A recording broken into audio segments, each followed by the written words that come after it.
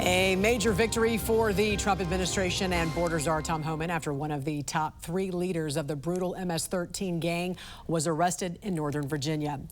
24-year-old Henrry Josue Villatoro Santos has been living in an upscale suburb just half an hour outside Washington, D.C. And joining us to discuss this is the former superintendent of the Chicago PD and retired special agent in charge of the FBI, Jody Weis. Good morning to you, sir. Always great to see you. Welcome.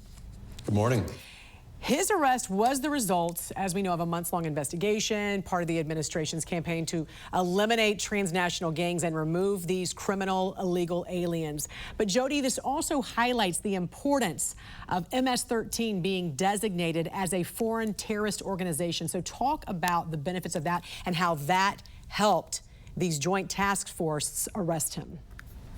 You know, Jan, I love the fact that President Trump designated these gangs as foreign terrorist organizations. Now, in this particular case, that designation probably didn't make a big difference because this case was well down the tracks when the administration took over.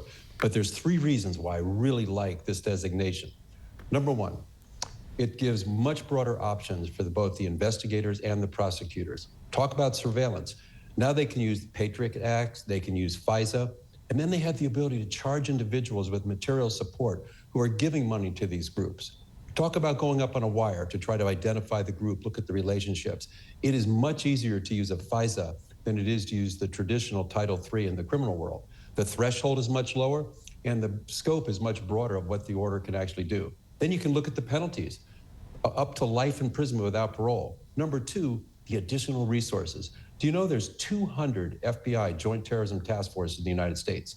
Now they can be brought to bear against these gangs. You've got federal, state, local resources work together, and you can also use the military as well as intel resources to track these leaders across any border in the world. And that brings up the 3rd reason why I'm really excited about that, the international cooperation. The United States can now pressure these countries to bring additional resources to bear, much as they would have with Al-Qaeda or ISIS. So is it going to take the FBI a little while to transition to the use of these terrorism statutes to go after gangs? Yes, but when they do, huge shot in the arm for America's battle against these gangs. I only wish I would have had this option when I was still in the Bureau.